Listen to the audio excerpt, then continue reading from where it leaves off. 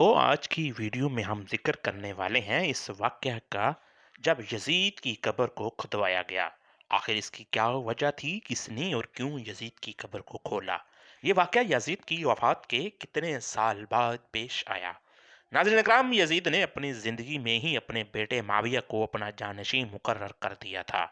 اس کی تعلیم و تربیت بھی شہزادوں کی طرح ہی کی گئی۔ یزید چاہتا تھا کہ اس کا یہ بیٹا اس کا حقیقی جانشین بنے۔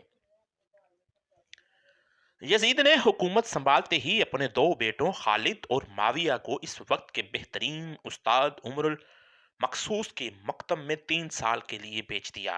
شیخ عمر مخصوص بھی جانتے تھے کہ یزید کا جانشین معاویہ ہے، اس لیے انہوں نے اس کی تربیت پر خوب محنت کی۔ 61 ہجری میں جب واقعہ کربلا پیش آیا تو شیخ المخصوص کو بہت تکلیف پہنچی، چونکہ آپ کا دل محبت اہل بیت سے ٹرپتا تھا۔ اس لیے آپ نے یزید کے ان دونوں بیٹوں کو عظمت اہل بیت سے خوب روشناس کروایا۔ ایک طرف کربلا کا واقعہ پیش آیا اور جگہ جگہ یزید کے خلاف بغاوت اٹھنے لگی تھی، دوسری طرف معاویہ جو یزید کا جانشین تھا، اس کی تربیت ایک سچے عاشق رسول کر رہے تھے۔ واقعہ کربلا کے تیسرے سال یعنی 683 عیسوی میں یزید عبرتناک موت سے دوچار ہوا تو معاویہ ابن یزید 20 سال کی عمر میں تخت نشین ہوا۔ جیسے ہی معاویہ ابن یزید تخت نشین ہوا تو استاد محترم کی محنت رنگ لانے لگی۔ اس نے آتے ہی واقعہ کربلا کی تحقیقات کی اور 40ویں دن ہی لوگوں کو اپنی بیعت سے آزاد کر دیا۔ بعض روایات میں معاویہ ابن یزید نے 3 ماہ تک حکومت کی۔ 20 سال کی عمر جوانی کا ایسا دور ہے کہ جب انسانی خواہشات کے منہ زوری عروج پر ہوتی ہے۔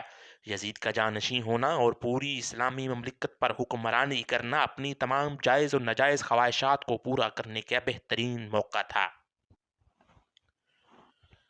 لیکن معاویہ بن یزید نے تخت پر بیٹھتے ہی واقعہ کربلا کی تحقیقات کی اور حالات کا بہت باریک بینی سے جائزہ لیا۔ جب اس نے دیکھا کہ میرے باپ نے اسلام اور مسلمانوں کو کس قدر عظیم نقصان پہنچایا تو اس نے محسوس کیا کہ وہ ایک دور پر کھڑا ہے۔ حکومت کی باغ دوڑ تھامے رہے ہیں، ظلم و ستم اور عیش و عشرت کا بازار گرم رکھے، یا تخت و تاج کو چھوڑ دے اور اپنے آپ کو ان ہولناک گناہوں اور ان کے دردناک عذاب سے دور رکھے۔ بلاخر اس نے فیصلہ کر ہی لیا۔ اس کا فیصلہ ان سچی تعلیمات اور اس ایمان کی طفیل ہی ممکن ہوا جو اس کے رگ و روپے میں شامل ہو چکا تھا۔ اس نے ایک عزم راست کے ساتھ حکومت کے عہدیداروں اور عوام کو مسجد میں جمع کیا اور پھر خود ممبر پر جا بیٹھا۔ اس نے اپنی تقریر میں سب سے پہلے اللہ کی حمد اور اس کے بعد رسول اللہ صلی اللہ علیہ وآلہ وسلم پر درود بھیجا اور پھر یوں کہنے لگا: میرے باپ یزید کو جب حکومت ملی تو وہ اپنے اعمال اور بد کرداری کی وجہ سے ہرگز اس کا اہل نہیں تھا، لیکن وہ بھی اس پر قابض رہا۔ اس کا نفس اس سے بدترین کاموں کی ترغیب دیتا رہا اور وہ اپنے برے کاموں پر بھی فخر کرتا تھا، اور اس نے خدا کی بتائی ہوئی حدود سے تجاوز کیا۔ رسول اللہ صلی اللہ علیہ وآلہ وسلم کی اولاد پر اس نے بدترین ظلم ڈھائے، لیکن اس کی حکومت کی مدت بہت ہی تھوڑی تھی اور بہت جلد اس شرمناک زندگی کا خاتمہ ہو گیا۔ آج وہ اپنے اعمال کا حساب کتاب میں الجھا ہوگا۔ جب معاویہ بن یزید کی بات یہاں تک پہنچی تو اس کا گلا رک گیا اور کافی دیر تک وہ بلند آواز میں روتا رہا۔ ناظرین اکرام، اس کے بعد وہ دوبارہ لوگوں سے ہم کلام ہوا اور اس نے کہا: اے لوگو، میں تمہارے گناہوں کا بوجھ اپنے کندھوں پر نہیں ڈال سکتا اور نہ تمہاری دوستی کا توق اپنے گلے میں ڈالوں گا۔ میری خواہش تو یہ ہے کہ حکومت شہزادہ حسین امام حضرت زین العابدین کے حوالے کر دی جائے، یا اب تم خود جو بہتر سمجھو وہ کرو، یا وہ حکومت کرے جس کا تم انتخاب کرو۔ میں اپنی بیعت سے تم لوگوں پر سے ہاتھ اٹھاتا ہوں اور اس خلافت کو ٹھکراتا ہوں۔ معاویہ بن یزید کے ان جملوں نے محفل میں ایک طوفان برپا کر دیا۔ پھر معاویہ بن یزید ممبر سے اتر آیا۔ اس کے بعد بنو امیہ نے اموی شہزادے مروان بن حکم کے ہاتھ پر بیعت کر لی اور اسے تخت پر بٹھا دیا۔ مروان نے اپنا دارالحکومت مستقل طور پر دمشق کو منتخب کر دیا۔ بنو امیہ نے شیخ عمر المقصوص کو زندہ درگور کر دیا کہ تم نے ایسی تربیت کیوں کی؟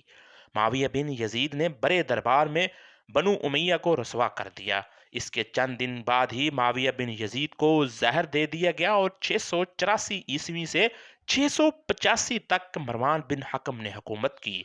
फिर इसकी वफात के बाद मरवान के बेटे अब्दुल मलिक ने 685 से 705 तक एक तवील अरसा तक हुकूमत की। फिर 705 ईस्वी से 715 तक अब्दुल मलिक के बेटे वलीद ने हुकूमत की।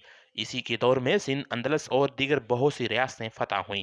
नाज़रीन कराम, इसी के दौर में ही शहजादा हजरत इमाम ज़ैनुल आबिदीन को जहर दिया गया। 715 से लेकर 717 तक वलीद बिन अब्दुल मलिक के भाई सलमान बिन अब्दुल मलिक ने हुकूमत की और 717 में उमर बिन अब्दुल अजीज मौजज़ाना तौर पर तख्त नशीन हुए। लेकिन इनको भी जहर दिया गया और 705 ईस्वी में बनु उमैया की हुकूमत का तख्ता बनु अब्बास ने उल्टा दिया। बनु उमैया का आखिरी हुक्मरान मरवान सानी एक इंतहाई सुस्त और डरपोक हुक्मरान था, जिसने अब्बू मुस्लिम खरसानी के हाथों शिकस्त खाई। यूं बनु अब्बास की हुक्मरानी शुरू हो गई। नाज़रीन कराम, तारीख की किताबों में दर्ज है कि अब्बू मुस्लिम खरसानी ने बनु अब्बास के अब्बू जाफर अल मंसूर और इनके भाई अबू अब्बास से को हुक्मरानी सौंप दी। इस तरह बनु अब्बास के पहले हुक्मरान अबू अल अब्बास ने आते ही बनु उमैया का नामो निशान मटाने की कसम खाई और बहुत से लोगों को कत्ल कर दिया और करबला के वाकया में मुलव्वस तमाम करदारों की कब्र खोद दी गई। और बनु अब्बास के हुक्मरान अबू अल अब्बास ने यजीद की कब्र को भी खदवाया और ये काम इसने अपनी निगरानी में करवाया। वो चाहता था कि यजीद की लाश को कब्र से निकाले, इसकी लाश को सूली पर लटकाए। चनाचे यजीद की वफात के 65 साल बाद उसकी कब्र को उस वक्त के हुक्मरान अबू जाफर और अबू अल अब्बास की निगरानी में खोदा गया। लेकिन जब कब्र को खोला गया तो सब ये देखकर हैरान हो गए।